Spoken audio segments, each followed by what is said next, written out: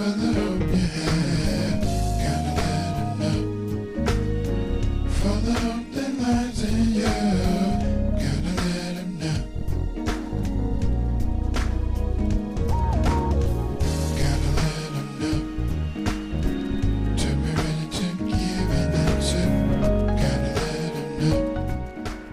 to Giving an Answer, the show dedicated to defending the historic Christian faith. I am your host, A.C. Felder. Today the topic is feminism, with my special guest, Dianna Newman. Let me tell you about Dianna. Dianna is Canadian. She earned an undergraduate degree from the University of Toronto, double major in psychology and sociology, earned her master's degree in apologetics with a concentration in philosophy from Southern Evangelical Seminary, where we both attended. Yes. Travels nationally and internationally with team, speaks on different issues such as the New Age, abortion, knowability of history, Islam, etc., etc., etc. Welcome to the show, Dianna. Thank you. So, team, what is team? TEAM is the missions arm of Southern Evangelical Seminary. It stands for Truth, Evangelism, and Apologetics Mission, and it really provides a platform for students, faculty, and alumni of the seminary to teach on various levels. So sometimes we're on university campuses, sometimes we're in churches holding youth conferences, women's events, sometimes it could be youth groups. So the work looks very different, but the task is to defend Christian faith in the culture, however that looks. Right. And I'm even part of team. You are a part of team, and you need to become more a part of team. I know you're busy though. Well, I am going to make more room to do that. Okay, good, good. So let's get to the topic of today. Let's start off with defining our terms. I always like to define our terms, Right. Because people, you could be thinking one thing and they're thinking another thing. So Yeah. let's define our terms. What is feminism? We're talking about feminism. So what is feminism? Well, it's good that you started that way, because depending on who you're speaking to, feminism is something that can be quite different. Very generally speaking, the most general definition perhaps that would be acceptable is feminism is a movement that's committed to this idea that men and women are equal and therefore deserve equal treatment. That's a very broad definition of feminism, and it's not one that any of us would have, well, most of us wouldn't have issues with this idea that women deserve equal value and treatment. That's a very broad definition, but there's also another type of feminism that is running throughout the culture, and it's the type of feminism that I like to look into a little bit further because it's more nuanced than this original definition. The more nuanced feminism says that men and women are equally the same except for their anatomy, and that is something that deserves further attention. So, how in the world did you get interested in this topic? For a number of reasons. I think the main reason would be my background is in sociology, so I'm just very naturally inclined to pay attention to what's happening in the culture. Some people like to people watch, which is fine, but I like to culture watch and society watch. And I do think that there are a lot of things that are happening in the culture today that are either directly or indirectly related to feminist ideology. Okay. Now, I admit when you define feminism, it wasn't what I thought feminism was. Okay. Which is why I loved on the show, because I learned so much new stuff, Right. so much good stuff. But before we get to that, why do you think this topic is even important? This topic is important. It's not just important for those of us who are in the church or those of us who are Christian. I think it's important for everyone because females are everywhere. We're part of the human race. Yeah, you're right? We're everywhere. We're everywhere. And then there are just certain ideas that are attached to what it means to be a woman, that if those ideas are skewed or off in any certain type of way, it's going to have an effect in the culture because we exist in the culture. And so we need to be prepared not just to defend Christian faith, but we have to be prepared to attend to the ideologies and the mindsets and the philosophies that undergird what it means to be man and what it means to be woman. Because if we're off in those areas, then we will live in certain ways that manifest the skewness of our ideas. Right. And I remember when you approached me with this topic, I was like, feminism? What does feminism have to do with apologetics? But you've convinced me. Good, I'm glad. There's a connection. There is. There's a connection between apologetics and any idea. Because ideas are the sorts of things that have to be defended, and if not defended, they will run rampant. So whether one is a Christian apologist or an apologist for women or apologist for any certain type of view, we have to be able to defend what we say we believe and what we articulate. Right. Very good point. Very good point. Okay, so now, give us a brief history.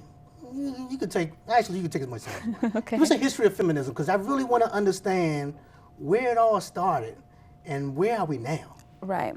So generally speaking, and quite specifically speaking, feminism is not an American idea. Feminism actually started in Europe.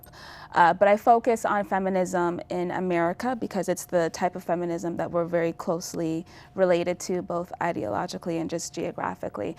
Feminism in the States, it manifested in what they call waves. So you'll hear about the first wave of feminism, second wave, there's even a third wave of feminism. The first wave of feminism started in the early 19th century, and we can say that it went up all the way until 1920 when women got the right to vote. So this first wave of feminism, the feminists were very concerned about women being represented equally in the culture. So their concerns were quite specifically the right to enter into contract, the right to own property, and the right to vote. Very generally speaking, the first wave feminists were concerned with that because we can't deny that women have been systematically excluded. Even now, women are in different ways systematically excluded. So we don't deny that. That's something that's quite true. The first wave of feminists were concerned with giving women equal representation in those three areas. And that went all the way up until 1920, if you will. The dates, are malleable. Right? Dates are kind of malleable when it comes to history, but very generally speaking, 1920 is the close of the first wave. Between 1920 and the end of the Second World War, there were other concerns going on in the culture that feminists really weren't vocal when the men were out to war and they were in the workforce, et cetera, et cetera. So the second wave of feminism emerged, roughly speaking, after World War II. So the second wave of feminists and feminism is quite interesting because it's set in a context that was very different from the first wave of feminism. So if you consider what was happening in 1920 and the years beyond, we're right in the middle of the civil rights. The civil rights movement is to come, but we're right in the middle of the racial tensions that were happening. So not only were women systematically excluded from representation in the culture, Black people were excluded as well. So those two things were happening together.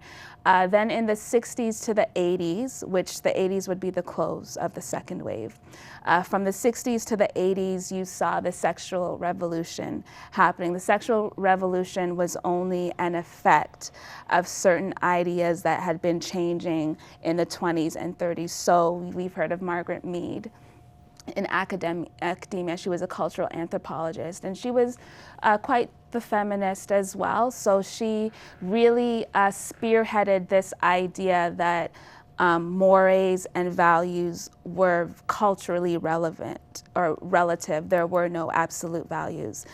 We had Margaret Sanger as well in the early 20th century, who was championing women's rights mainly in the cause of birth control and giving women the ability to control their fertility. That was all in the early 20th century, right when the second wave was gaining ground.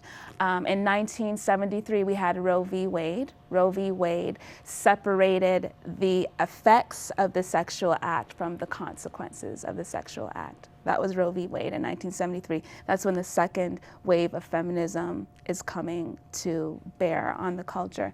And then in 1969-70, I believe 70 would be the correct date, we had no-fault divorce was introduced, where the marital union could be terminated for no reason at all. That's what really no-fault divorce was. So right in the midst of the second wave feminism happening, you had all of these other things happening in the culture that feeds into feminist ideology in direct ways, but in indirect ways too.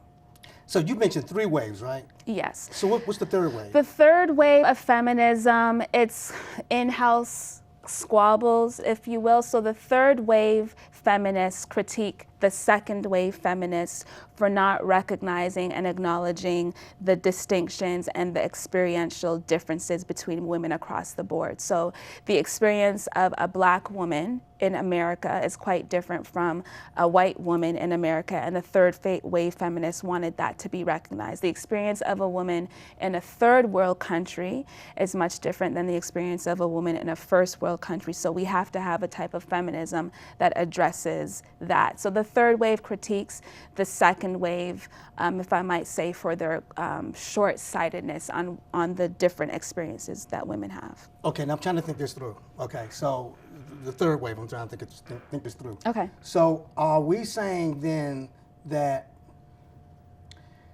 women in different societies are looked at differently? I guess what I'm trying to figure out is, so for instance, in the United States, you have women who lead corporations. Yes. Whereas maybe in a 3rd world country where they just care for the kids. Okay, yep. So are feminists okay with women just caring for the kids in a 3rd world country? Are they saying that those women should be liberated too and should be able to stand beside their husbands or their whatever in the field and do whatever he's doing? Yeah, feminists, very generally speaking, have a broad idea, and I think it's a right idea, that females everywhere, doesn't matter where you are located in the world, deserve equal treatment. But what that looks like may be different depending on your culture. So in some Eastern countries where you have certain religious ideas that say that to be a woman is to be a punishment in certain caste systems, depending on how you come back, it's an effect of something that you did in a previous life. So in certain Eastern religions, their spiritual ideas dictate that being a woman in and of itself is something that is less than. Right, so in karmic religions, depending on your karma, you may come back as a cockroach or you may come back as a prince. It depends on your karma. Or you may come back as a woman. Or you may come back as a woman. So in those cultures, what equality looks like is different than in a culture that affirms that both are human. In certain countries in the world, women are second-class citizens. In a certain country in particular, women are not able to drive. It's illegal to drive.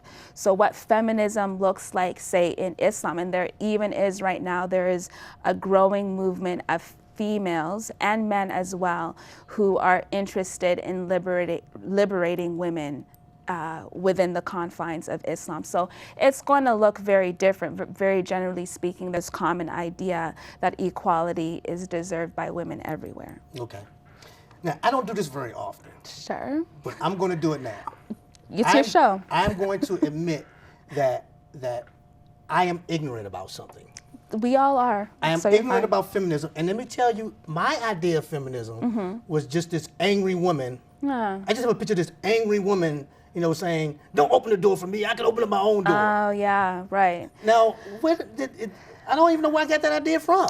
Well, I think that you got that idea because it's accurate, right? Okay, well, I guess maybe. So you're fine. There's a strand, I guess I can say, there's a stream, a group of women who take this idea so far, the idea that men and women are equal except for anatomy, take it so far as to say that men need not do anything at all for women. And if you do, then you are devaluing me. So it becomes an issue for you to open my door for me because I can do it myself.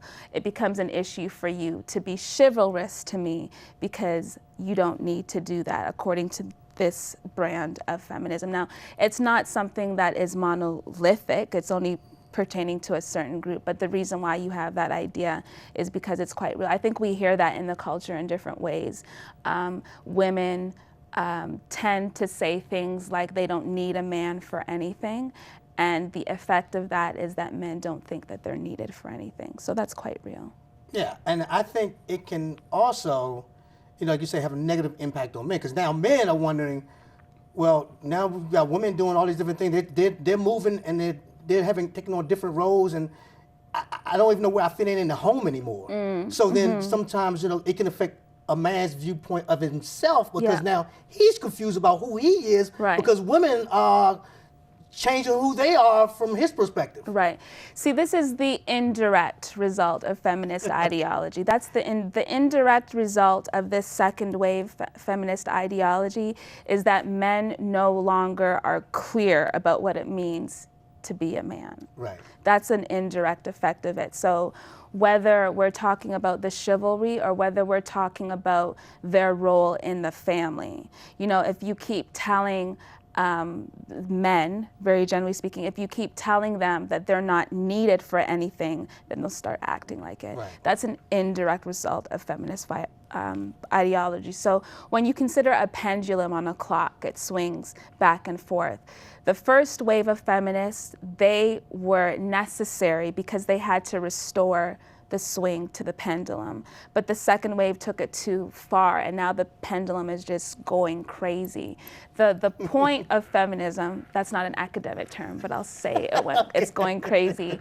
The point of feminism is to restore value and equality. It's not to esteem women over men, because that's just as ineffective as esteeming men over women.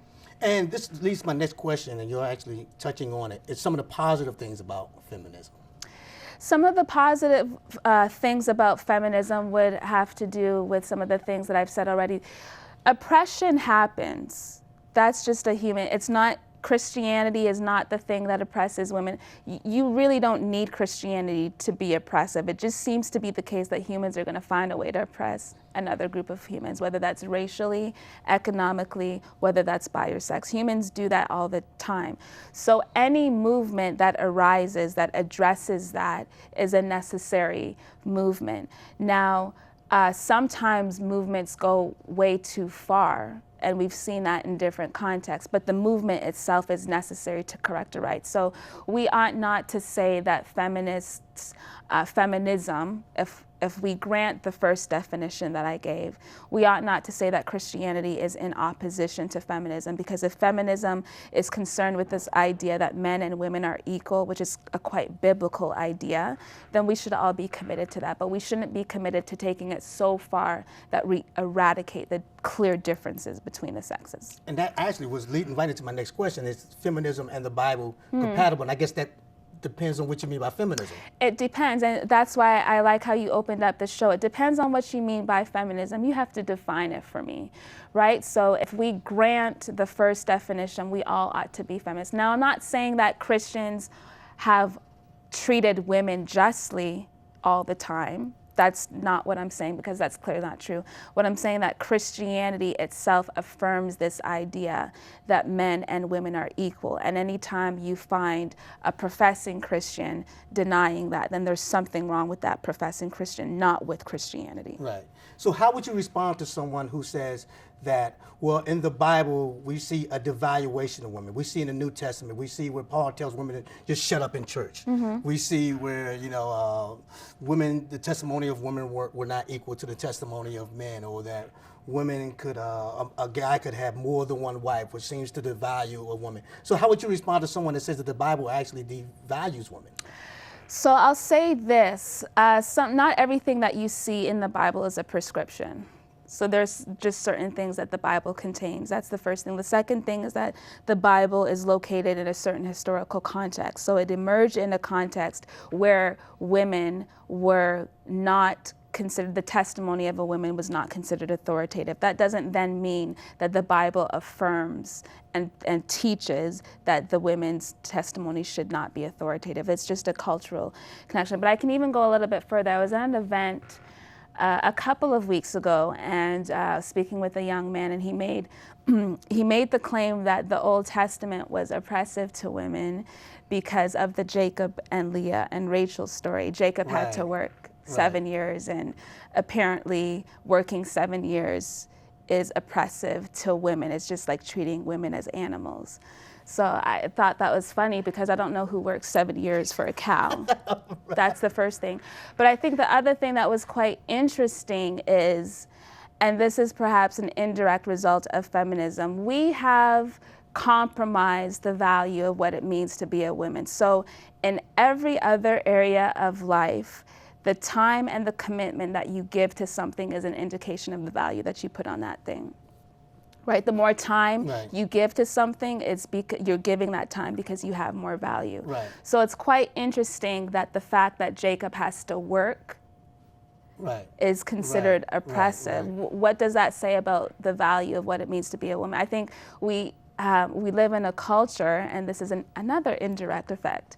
We live in a culture where women are not treated as objects to be earned.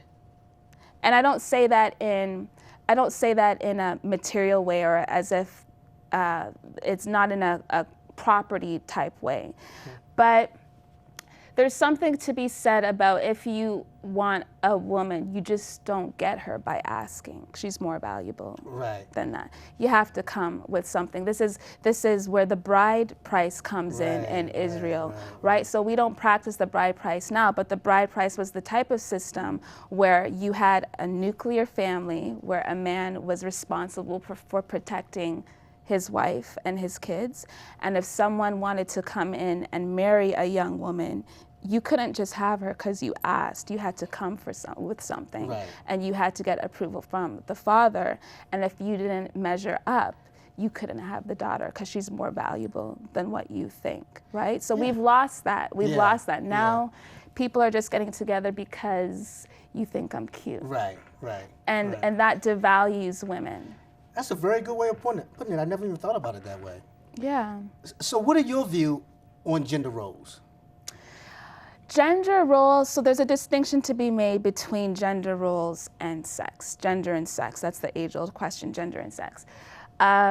Gender is fluid. Gender are the roles that we ascribe to the different sexes. Gender doesn't have any referent on its own. It's just a label that we attach because we get this impression that there are two different sexes, men and women. If there were not two different sexes, there would be no gender roles.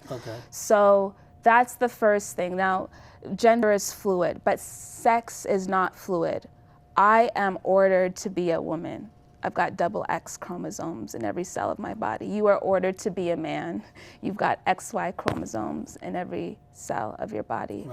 Right? So sexuality is not so fluid. One can act in ways that they think are appropriate for the opposite gender, but your acting in that way does not change your sex.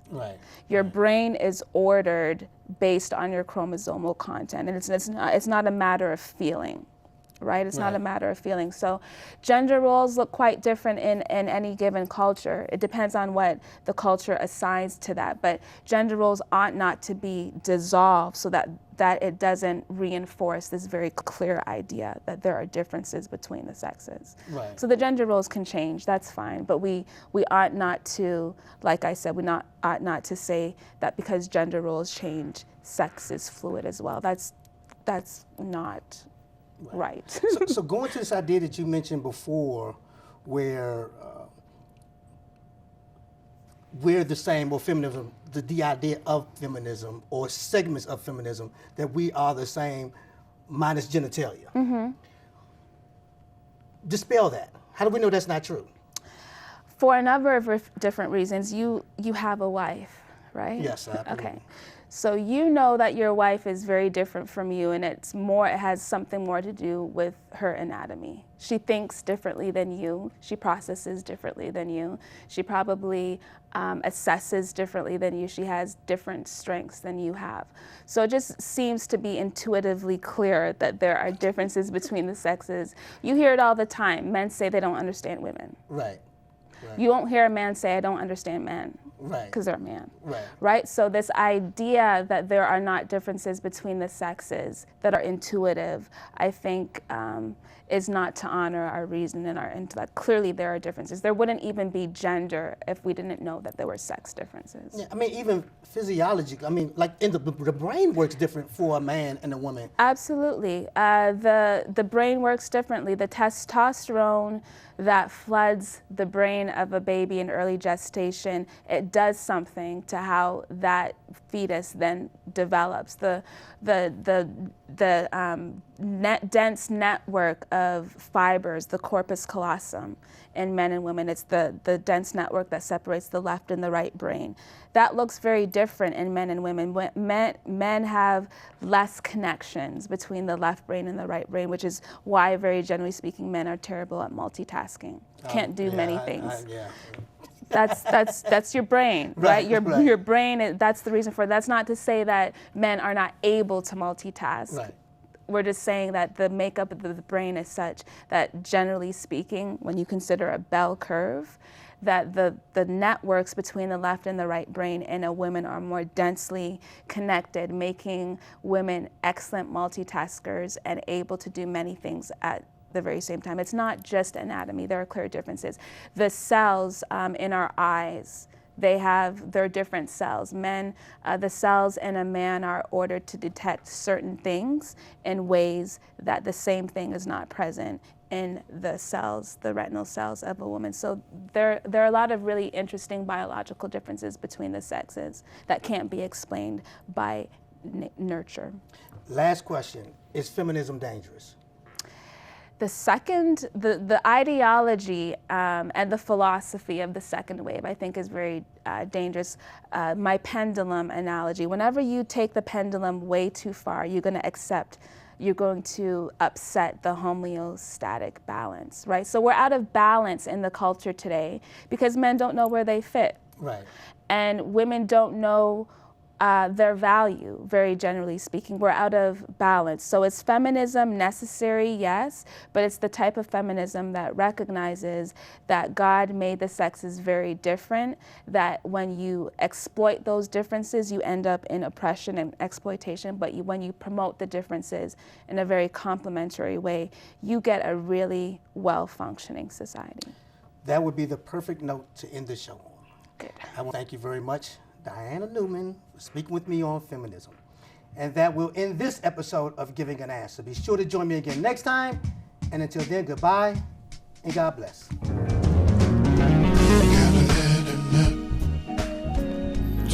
You can find out more about Giving an Answer, as well as listen to other episodes by visiting us online at www.givingananswer.org. Father, the night in